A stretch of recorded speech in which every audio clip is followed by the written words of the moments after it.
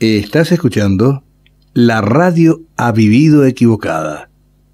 Estás escuchando a la gente.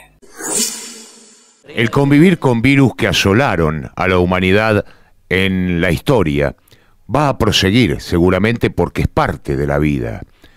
Pero esa llegada de pandemias, de epidemias o de endemias tiene como eje central, como decíamos en el inicio del programa de hoy, la complejidad social. Hay que verla o hay que observar todo esto desde el punto de vista sociológico, porque a través de esta categoría uno va desvelando y develando las carencias, las faltas, las miserias. Decíamos también en el comienzo editorial de hoy de las dificultades que van a atravesar los distintos trabajadores destajistas, independientes, monotributistas, con respecto a las restricciones. Y esto también está marcando una carencia, una falta, la miseria de un sistema que tiene un orden y una lógica impuestos. Por tal motivo, vamos a conversar con un artista, ilustrador, caricaturista de la ciudad de Buenos Aires, Rodolfo Fuchile. Rodolfo, muchísimas gracias por atendernos. Hola, ¿qué tal? Buen día, muchas gracias a ustedes. Bueno, Rodolfo, decíamos nosotros en el comienzo del programa de hoy cómo a través de una pandemia, en este caso la del coronavirus, se va develando todas las miserias que desde el punto de vista social se nos imponen. Y uno de los casos más particulares es lo que atiene al orden laboral de aquellos trabajadores independientes, por ejemplo, como vos, que ven restringida la posibilidad de tareas y de ingresos económicos. Claro. Sí.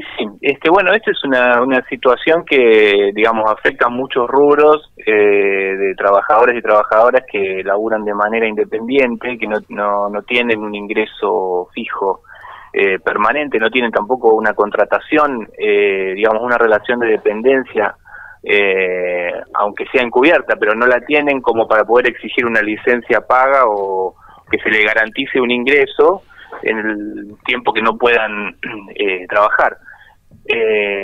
Bueno, esto es algo que afecta en el caso de, digamos, de los trabajadores freelance o independientes, algunos que no pueden directamente hacer su trabajo porque, bueno, tienen que asistir por ahí a una feria, a un evento, o dar talleres en algún espacio, en algún club, y estas restricciones no le van a, digamos, no le permiten ganarse la diaria, ¿no? Uh-huh. Y en otros casos tiene que ver también ya con algo más general, que es con la recesión, que es, digamos, producto del pánico generalizado. Bueno, hay muchas actividades o proyectos en trabajos que se frenan, que incluso se pueden hacer a distancia, porque yo, por ejemplo, yo trabajo hace como 20 años como ilustrador de manera, bueno, a distancia, desde mi casa, desde mi estudio. Ajá. Pero bueno, aún así el clima general hace que se frene todo, y bueno, hay muchos proyectos que se están cayendo, eso ya viene pasando, pero con esto se potencia.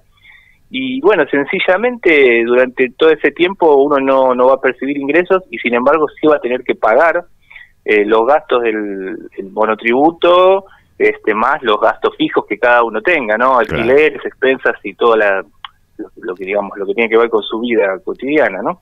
Claro, por eso decía yo que a través de un virus, de la imposición de esta pandemia, se develan las miserias. Y me parece que si desconocemos el eje vertebral de todo esto, que es para mí hacer una observación desde el punto de vista sociológico, desde la complejidad social, desde la desigualdad, desde el hambre, desde la inequidad, me parece que estamos equivocados porque los virus van a seguir existiendo como existieron a lo largo de la historia de la humanidad.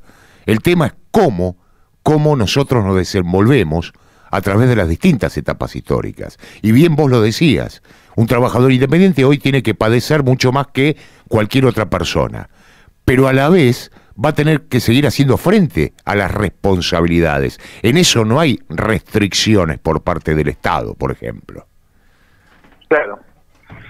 Sí, bueno, esto en realidad es algo que, o sea, a veces yo lo comentaba con algunos colegas y con otros, con otra gente, ¿no? Qué loco que tenga que aparecer, que irrumpir esta pandemia y este estado de emergencia para que salga a la luz, bueno, ese estado de vulnerabilidad y de precarización en la que está gran parte de la fuerza laboral en este país y en el mundo, ¿no? Pero porque alguna gente se sorprende, dice, bueno, está bien, que te paguen licencia, no sé, bueno, ¿y quién? Claro, ¿Cómo? claro. O sea, la población trabajadora, que es muy amplia, es muy diversa, también está muy fragmentada. No es lo mismo, aunque todos podemos ser explotados, digamos, pero no es lo mismo contar con un salario, con un ingreso fijo y derechos laborales, que no tenerlos, y incluso que tener que ganarte la vida por tu cuenta inventándote ese trabajo. Si además de eso se restringe la posibilidad de laburar, y bueno, el producto de la propia recesión del capitalismo, no tenés propuestas, ofertas laborales, aunque estés en tu casa y puedas hacer el trabajo desde tu casa, no vas a tener ingresos. Y bueno, así que a nosotros esto nos agarra. Yo formo parte de un grupo que se llama Monotributistas Organizados, donde hay desde trabajadores estatales precarizados hasta ilustradores, trabajadores freelance como yo. Bueno, nos juntamos desde principios de año, estamos luchando contra el impuesto, el aumento del 51% del monotributo, y por otras reivindicaciones de los monotributistas. Y bueno, nos agarra en esta situación, o sea, hasta ahora, digamos, tenemos un pliego de reivindicaciones, pero esto potencia la situación, y lo que estamos exigiendo, sobre todo desde el lado de los independientes, es que se nos, bueno, que digamos, cese la obligación de pagar el monotributo, porque no podemos pagar en un momento donde no tenemos trabajo, e incluso que en el caso de la gente que no tenga laburo, que no tenga ingresos, que pueda haber algún mecanismo de contención de parte del Estado, que es alguna compensación económica, como un seguro, digamos, como una forma de seguro de desempleo mientras dure esta emergencia. Tal cual, tal cual. Vos sabés que nosotros conjeturábamos ayer, en una reunión así de laboral con el equipo de este programa, lo mismo que estás diciendo.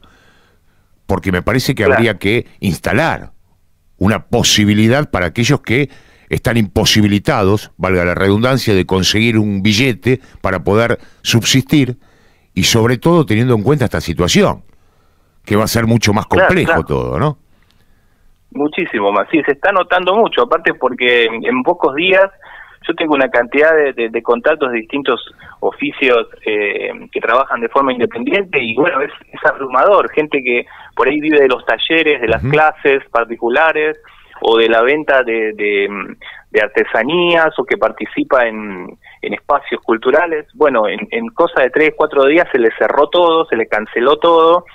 También el pánico generalizado hace que la gente, bueno, no se quiera anotar en ningún lado, y bueno, que decida no hacerlo por ahora. Claro. Y bueno, gente que tenía todo planificado y se quedó sin ingresos de un día para el otro. Pero bueno, como vos bien decías, va a tener que pagar el alquiler, va a tener que pagar los impuestos, va a tener que afrontar digamos, la diaria, ¿no? Tal cual, vos sabés que... Así que bueno, en eso estamos. Aquí en la radio nos ocurre algo similar, porque nosotros dictamos, somos una cooperativa de trabajo y dictamos distintos talleres, ¿no? Por supuesto, los talleres debimos suspenderlos.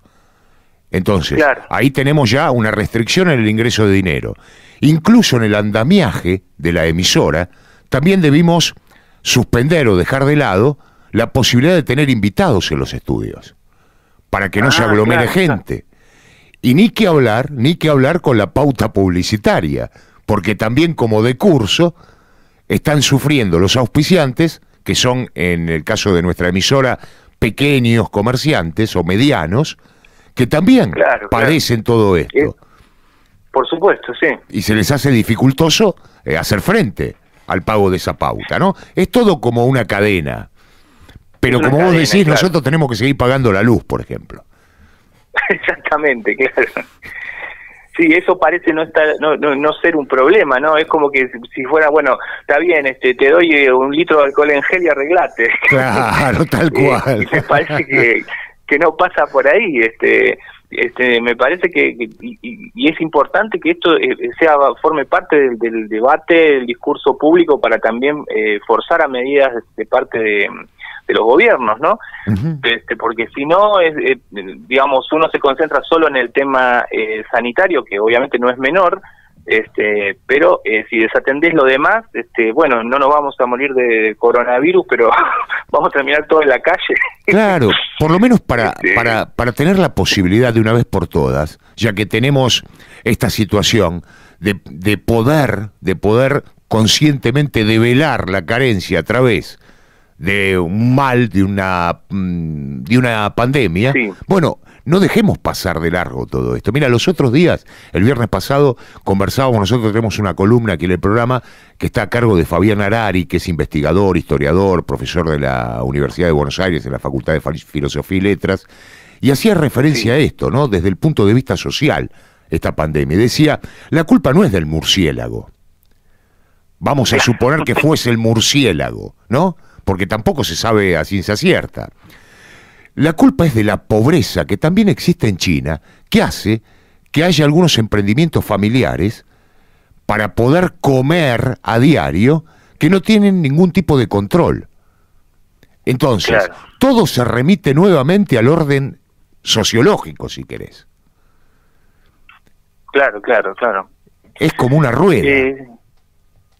Sí, por supuesto, claro. Y bueno, sí, cuanto más carencias existen, más se van potenciando. Uh-huh. Y bueno, es difícil, digamos, tomar quizás una medida que digamos, que solucione o que contenga toda la sociedad, por la diversidad que hay y por la fragmentación social, por las diferencias económicas que hay, está bien.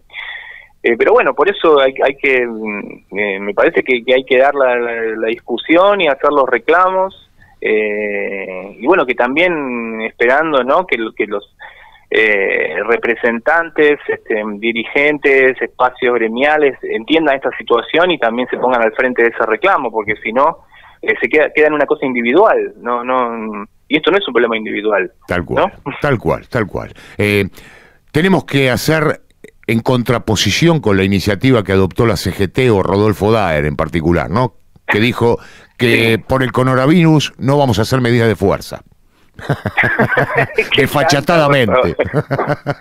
Nosotros tenemos que hacer todo lo contrario, aprovechar esta situación para hacer visibilizar todas las carencias infinitas, eternas que tenemos. Exactamente. Porque no es más que eso, en definitiva. Rodolfo, te mando un abrazo y te agradezco, por supuesto, la deferencia de haber conversado con nosotros, lo mejor. No, bueno, muchas gracias a ustedes por invitarnos y por darme este espacio. Bueno, hasta luego, gracias. Un abrazo. Rodolfo Fucili, un trabajador independiente de la Ciudad de Buenos Aires, caricaturista, ilustrador, detallando las dificultades que va a tener o que ya tienen todos los trabajadores independientes, destajistas, monotributistas en particular, porque él integra una organización que reúne precisamente a todo este sector, al que le han aumentado el monotributo en un 51% en cuanto a impuestos. Pero claro, el trabajo no aumentó el 50% para poder hacer frente a ese incremento. Todo lo contrario, y ahora se devaluó aún más con el tema de la pandemia de coronavirus.